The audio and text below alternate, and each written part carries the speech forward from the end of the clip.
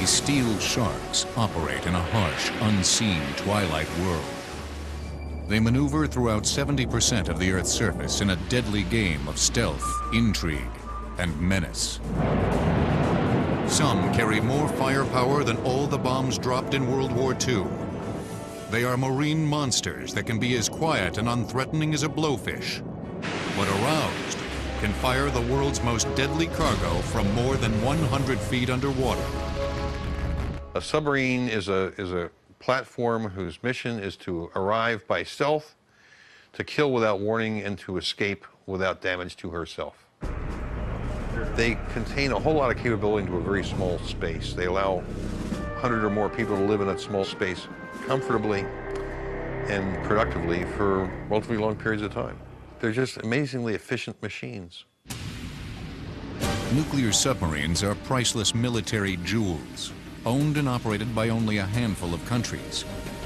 They are driven by the near limitless energy of atomic power, and with other advanced naval technologies, are the most complicated mechanisms ever built.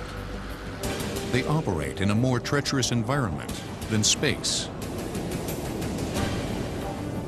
There's 4,400 pounds per 100 foot of depth pressure on the ship. It's cold, it's dark, there's currents, there's storms that can come up. We're submerged, we have to make our own air, we have to filter our air, remove carbon dioxide, we make our own power, our own water.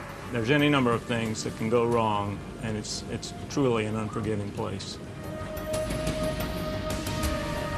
Two types of nuclear submarines prowl the oceans. Attack subs quietly hunt other subs, monitor surface ships, and provide intelligence. Ballistic missile submarines, or boomers, carry missiles topped with nuclear warheads that can wipe out countries. Their mission is to hide with pride and to deter adversaries from military action. Fire! These boomer and attack subs are made with more than 80 million separate parts, can cost more than $2 billion, and with 3,000 workers can take a decade to build. Once at sea, they stay submerged for months, silently ferrying a crew of secret warriors to points all over the globe. You have no contact with the outside world. Everything you're going to live with goes with you. You stay there for 90 days. You don't die. In fact, you live fairly well. The only other place you could imagine doing that would be a space capsule. This is the USS Albuquerque, an attack submarine operating in the U.S. Atlantic Fleet. Its mission is manifold: tracking enemy submarines, search and rescue, inserting Navy SEALs into land operations, and anti-ship warfare. The boat's teeth are its non-nuclear yet lethal Tomahawk cruise missiles, Mk-48 torpedoes, and a cluster of ocean mines. A pellet-sized chunk of uranium provides the sub with more energy than 30,000 gallons of gasoline. Its 35,000 horsepower nuclear reactor puts out less noise than a school of shrimp feeding.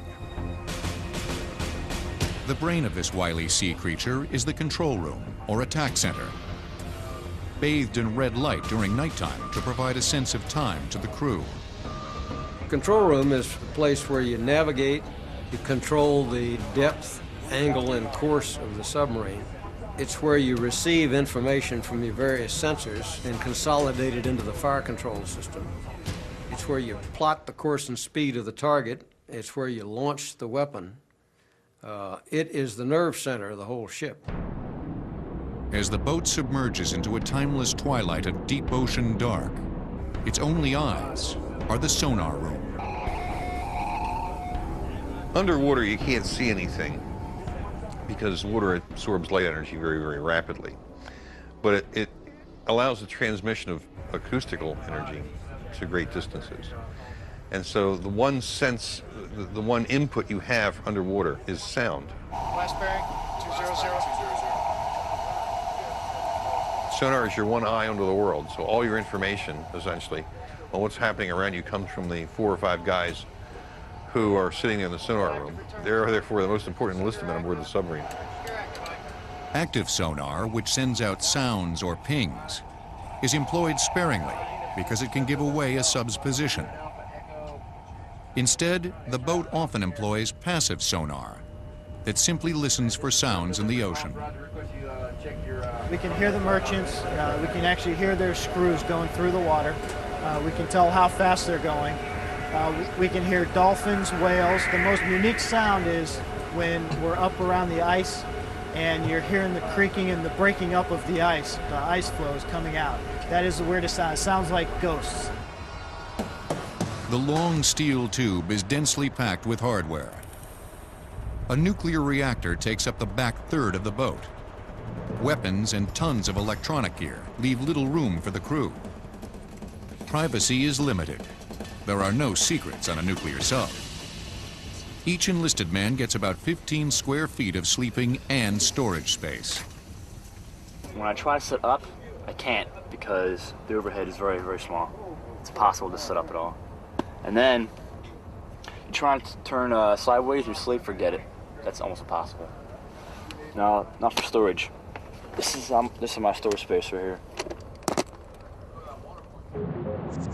To counter the isolated, remote existence of submariners, technology ensures all the modern amenities. Electricity provided by the nuclear reactor filters the air to remove dust and carbon dioxide gas. Between 10,000 and 40,000 gallons of fresh water is produced every day by boiling seawater and collecting and condensing its steam.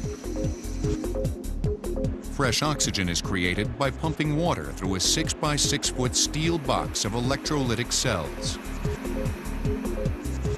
The electricity separates the water's hydrogen and oxygen elements and then pushes the new oxygen throughout the boat. The hydrogen is mixed with excess water and dumped back into the ocean. Though each boat is blessed with near endless nuclear power, food is the one energy source that limits time at sea. As a ship heads out on patrol, every nook and cranny is jammed with provisions. The quiet gladiators that man these vessels keep to a tight 18-hour cycle. 6 hours on watch, 12 hours for study, maintenance, eating, and sleeping. Then back on watch again. We can't turn the lights out at night and say, okay, we'll see you guys in the morning. We're 24/7 going round the clock. A ration of emails from friends and relatives allotted by the captain keeps up morale on the vessel. Dad, good news from home. I got all A's and 1 B on the final report card. Made honors. Can't wait to see you. It will be soon.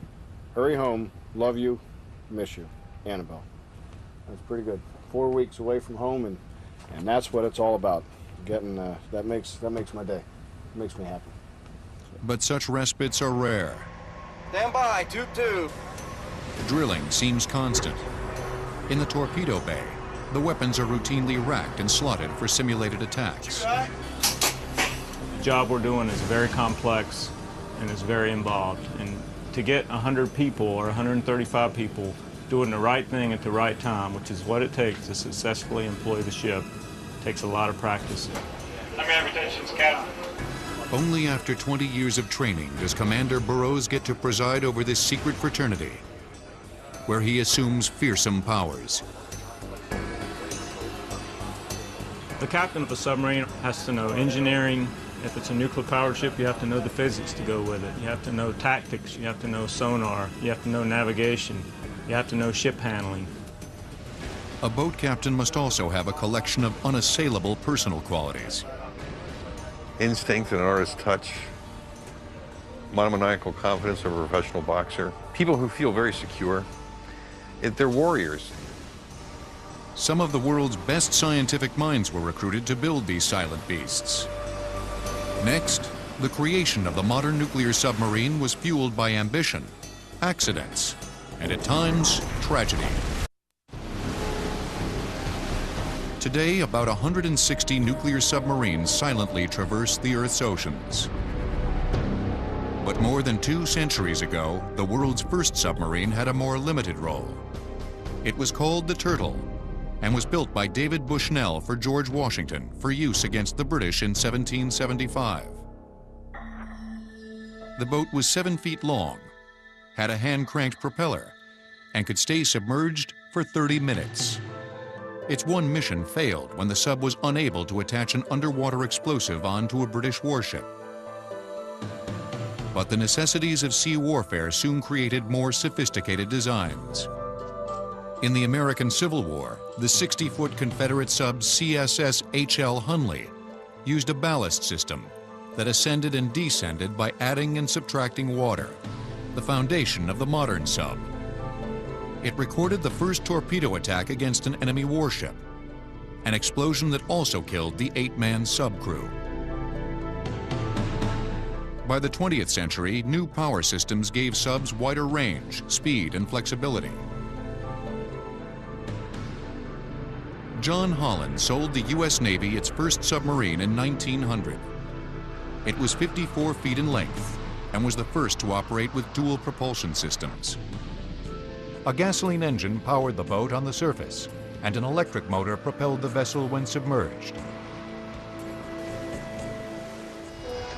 By World War I, the Germans implemented many of Holland's inventions and revolutionized naval warfare with large numbers of submarine sneak attacks. The Royal Navy had a real problem with them because, gentlemen don't do that sort of thing.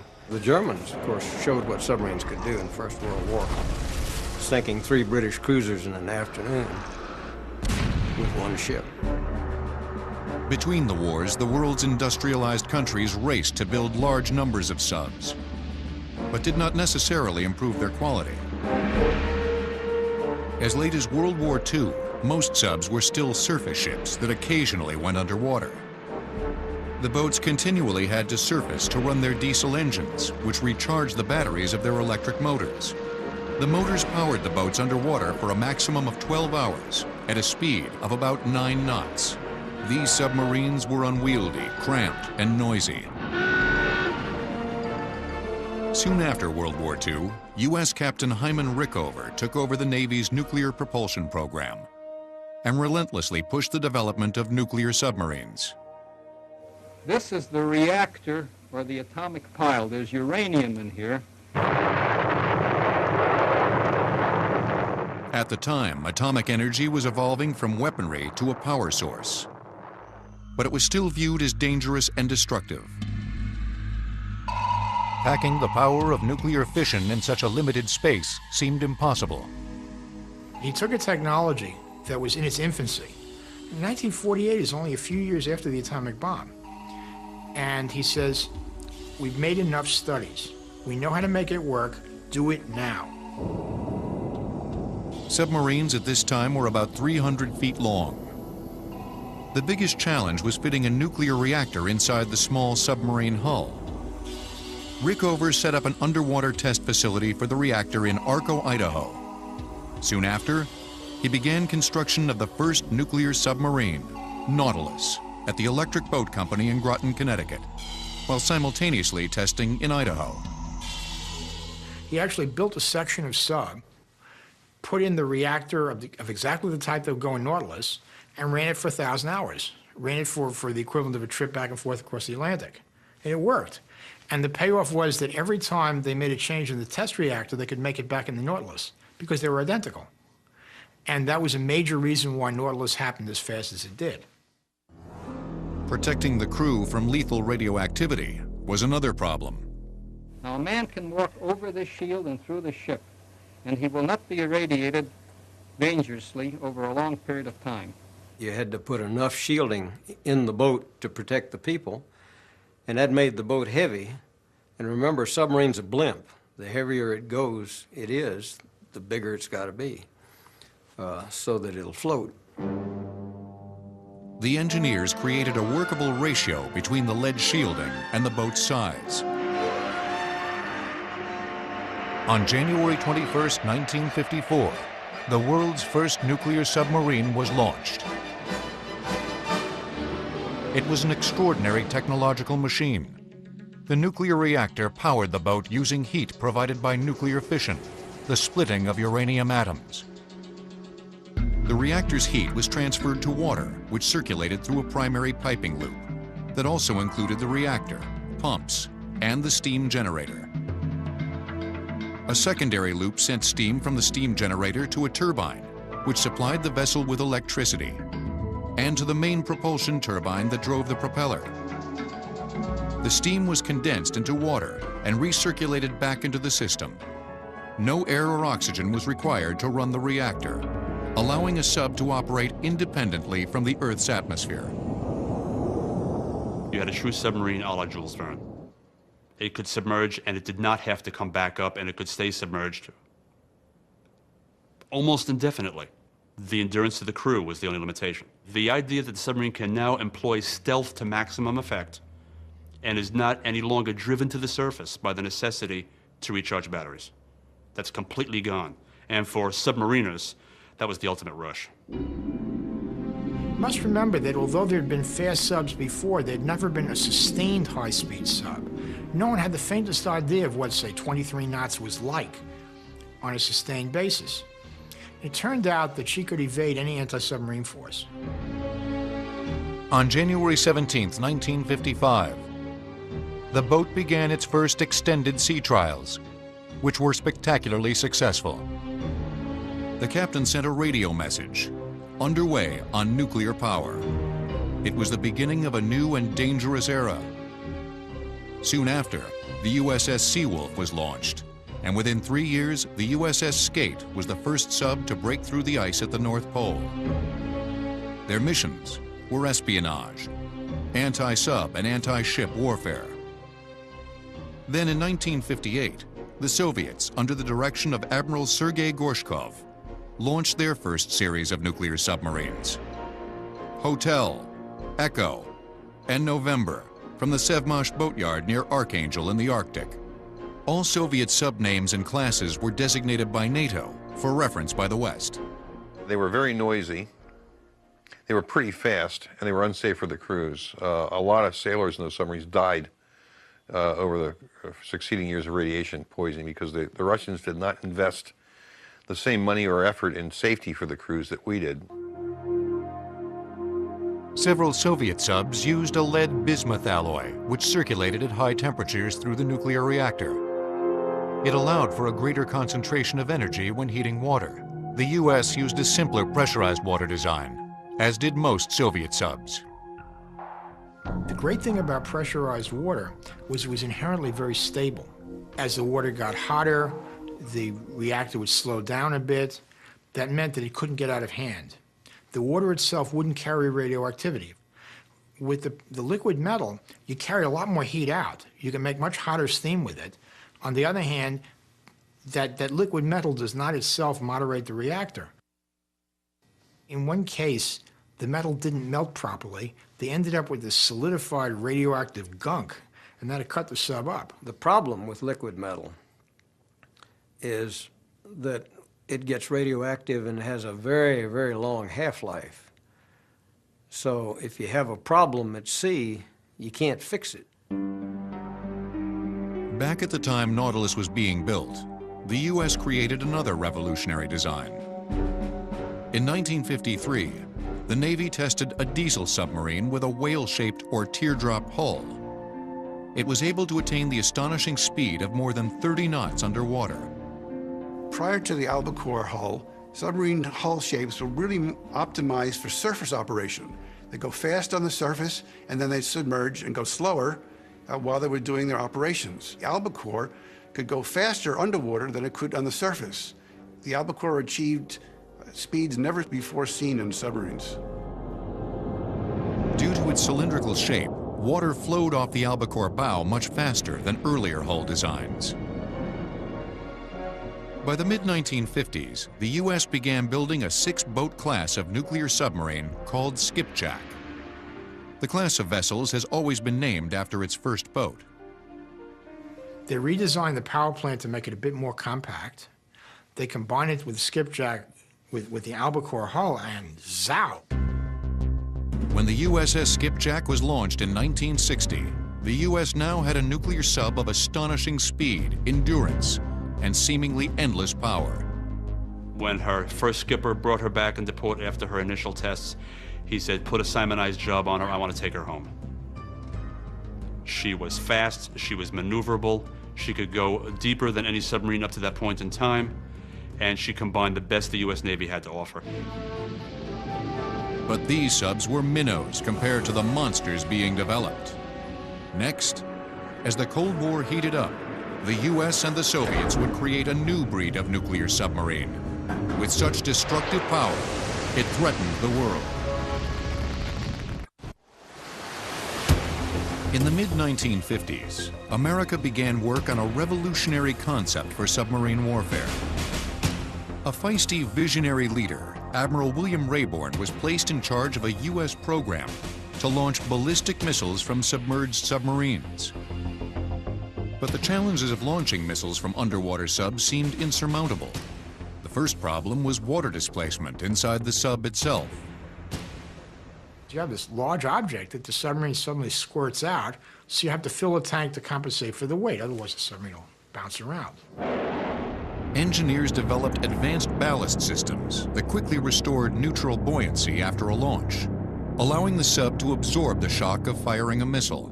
Technical problem number 2 is knowing the exact position of the submarine so that you can deliver the missile to its target safely and accurately. Navigation was significantly improved with orbiting satellites, which radioed the sub's exact location to its commanders. They could then accurately calculate the distance to a target. Then, computerized missile guidance systems were installed in the weapons to ensure the correct target was hit. But the most dangerous challenge was how to carry and light off a liquid fuel missile inside a sub. If you kick over a liquid fuel missile, you get a big fire if you're lucky, and you get a big explosion if you're not. Liquid fuel was the leading propellant at the time, but it was hard to handle, highly flammable, and could wreak havoc inside the confines of a submarine.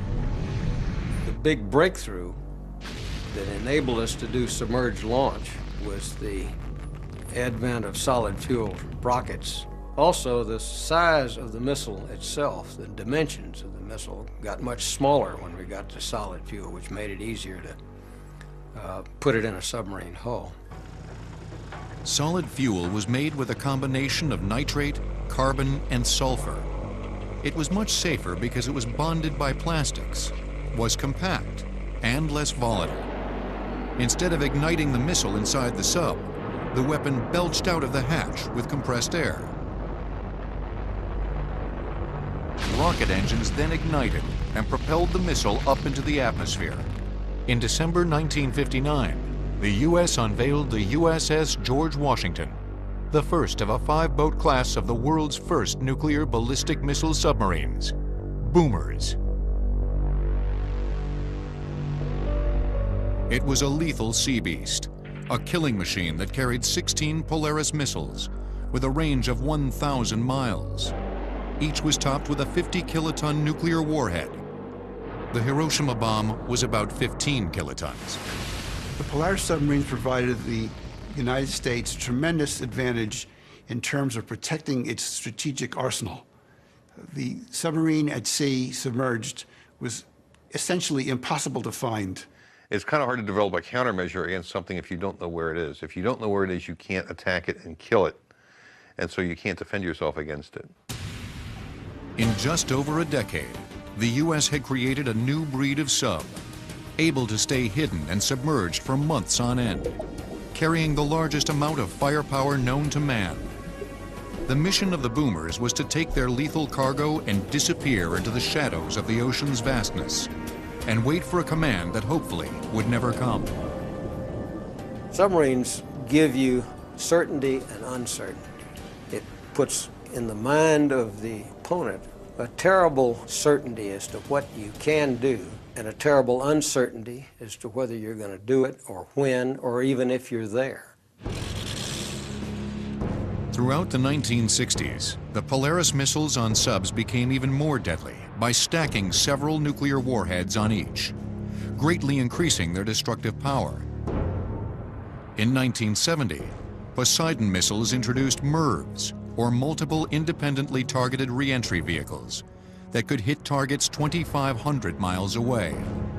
After a Poseidon missile completed its 3-rocket boost phase, its nose cone would re-enter the atmosphere, and its attached multiple warheads, or MIRVs, would split off and detonate over a wide area.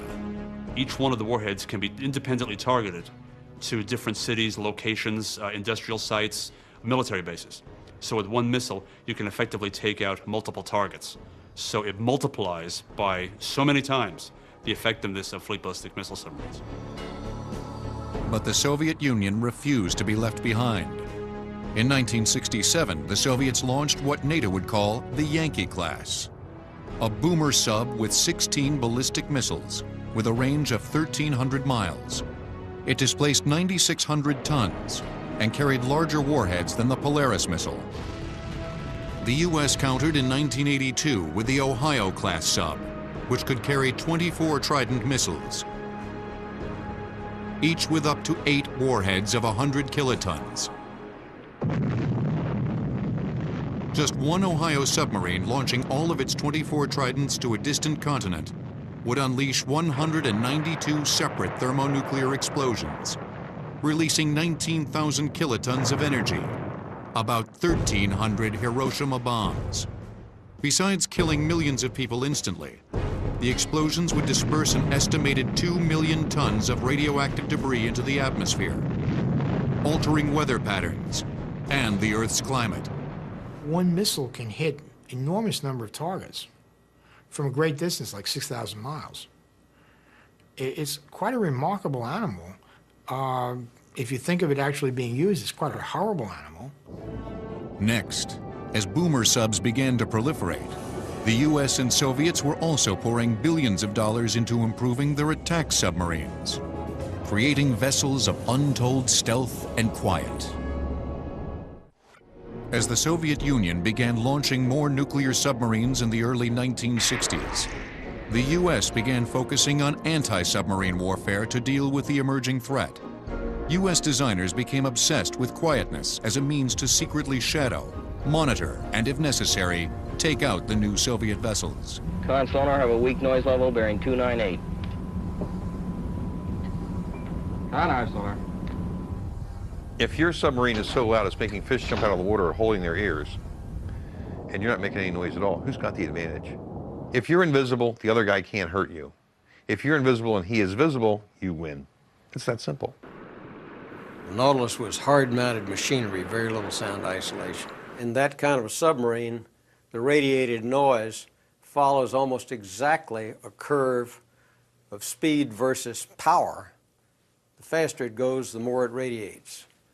The whole idea with sound quieting is to separate those two. And what you really want it to do is be quiet across the full speed range.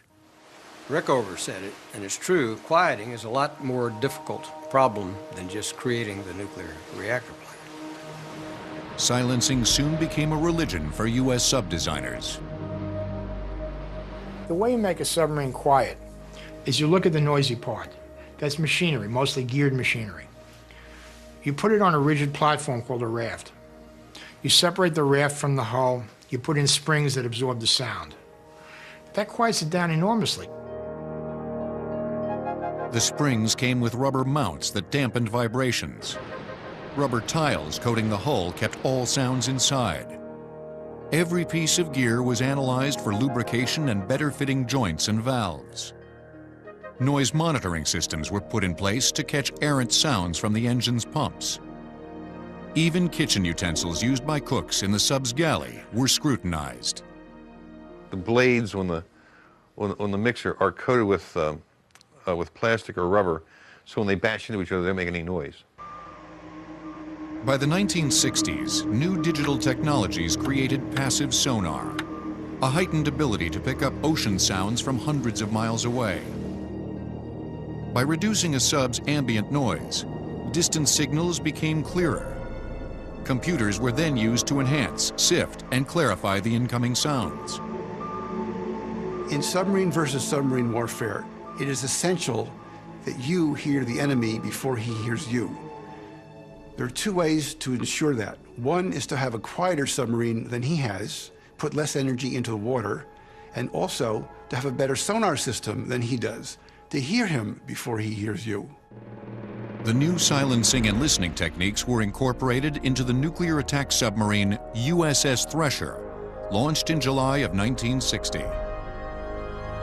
To improve the passive sonar system in Thresher, the entire bow was dedicated to sonar arrays.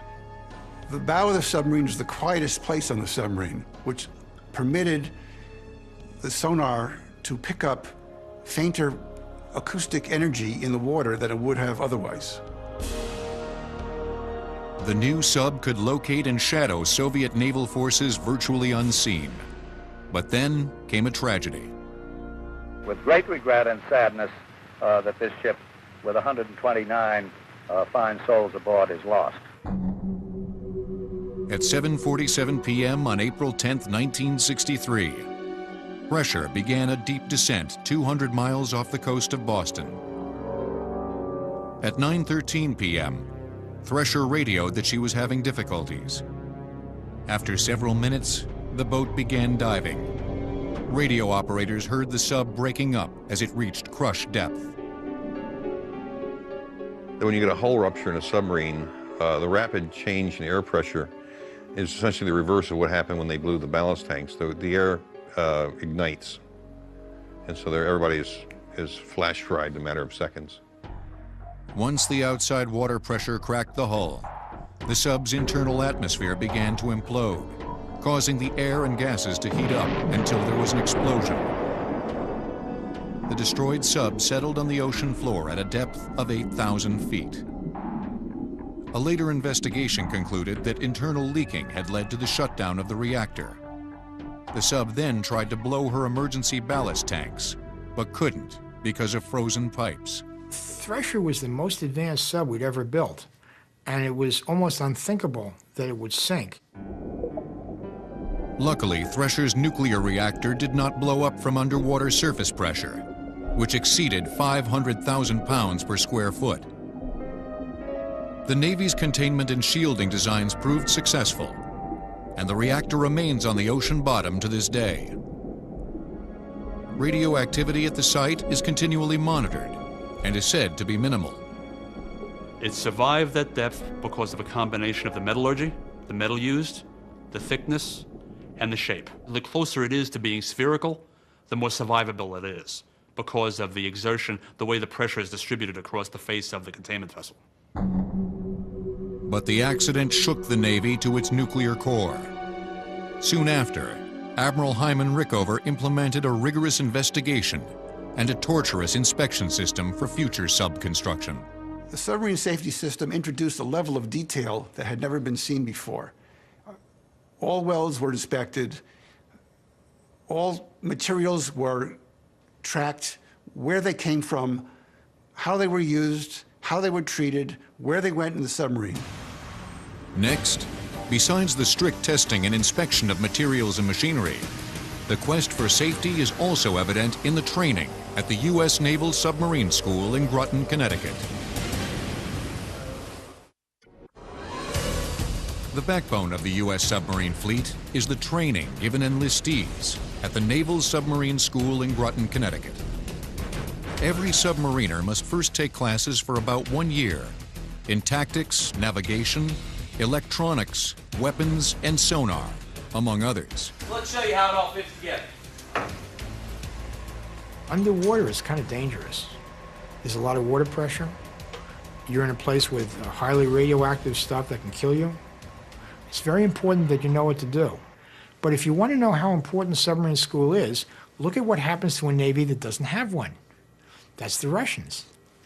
And if you look at the number of Russians who've been horribly mutilated by making mistakes on nuclear subs, you would tend to think that Groton is a real good investment for an awful lot of Americans.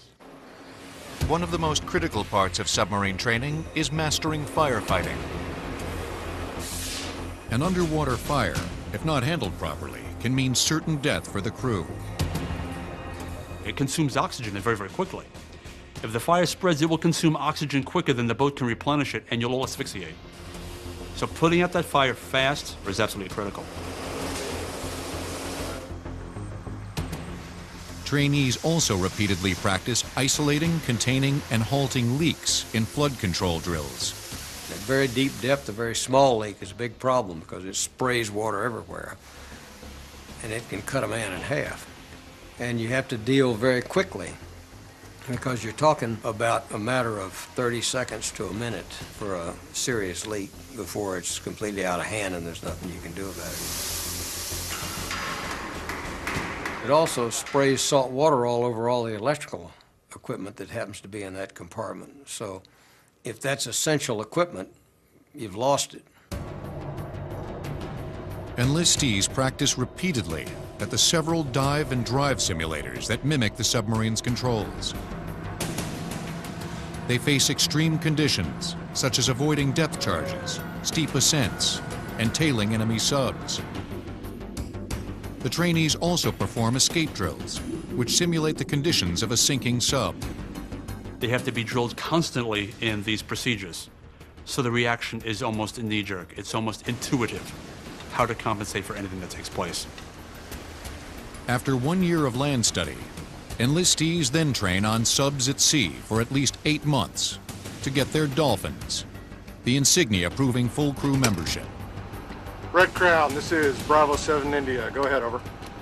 Those seeking promotion to officer often return to sub school several times over a 5-year period between patrols at sea. The U.S. relied heavily on the strict training of its crews, safety restrictions, and advanced technology to compete with a growing number of Soviet nuclear subs, which was about 10% more than the U.S. by the mid-1970s. Technically, Soviet subs were also reaching near parity with the U.S. The Akula, a Soviet attack sub launched in 1975, attained speeds of 35 knots submerged and was extremely quiet. The underwater Cold War began to heat up all over the globe. That certain U.S. Navy submarines would penetrate into Soviet territorial waters on a regular basis to conduct inshore intelligence gathering operations.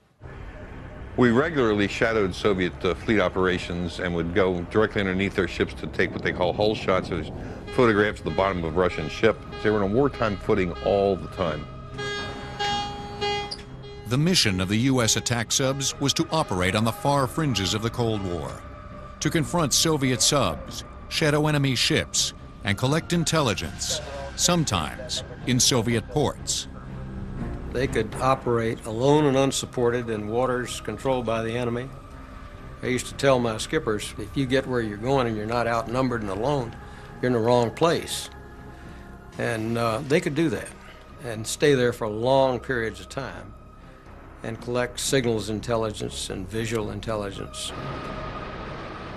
The fast attack boats scared the crap out of people for the simple reason that they could get there without being seen and kill people without being endangered themselves.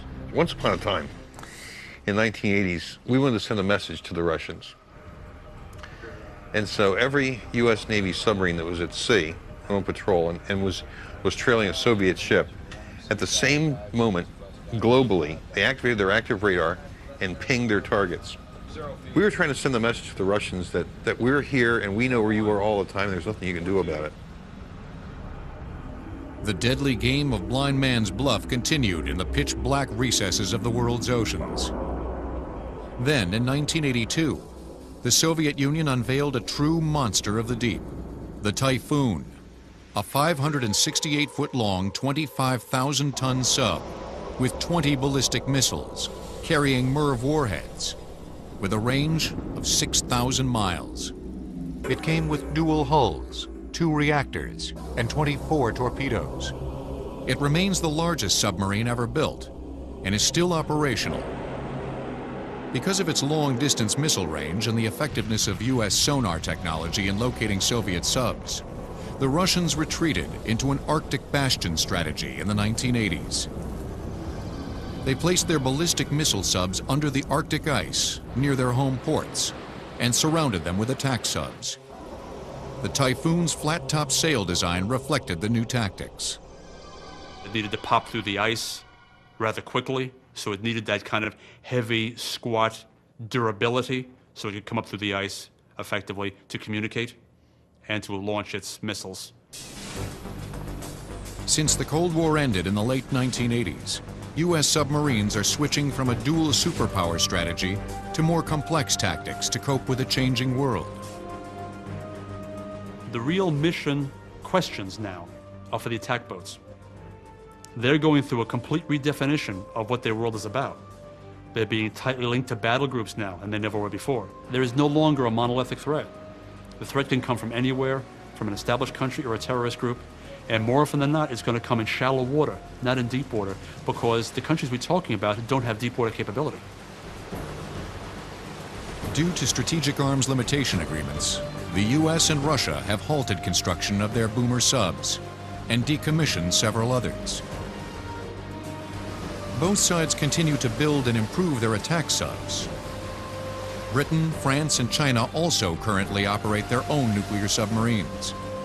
But after decades of engineering deadlines, churning production goals, and a constant crisis atmosphere, the U.S. and Russian nuclear submarine programs have stepped back to a standoff. Though U.S. subs carry better trained crews and more advanced sonar capabilities, the firepower on each side is enough to end humanity many times over. The financial costs have been staggering. From roughly mid-century, the U.S. has spent nearly $800 billion on its attack and boomer submarines. To many Cold Warriors, the money was well spent, at least so far. We didn't go to war. We never shot at them, and they never shot at us. That's a real achievement. And the peace dividend in the mind of most people was, oh boy, we can abolish the armed forces and spend all this money on lots of other things. The peace dividend was peace. Though hundreds of these lethal shapes have moved silently past each other in the oceans of the world for decades, no nuclear warhead has ever been launched. But every day, hundreds of feet under the ocean's surface, a twilight cat-and-mouse game continues between these high-tech beasts, testing, probing, and shadowing each other for the time war may come. A war that would surely end human civilization.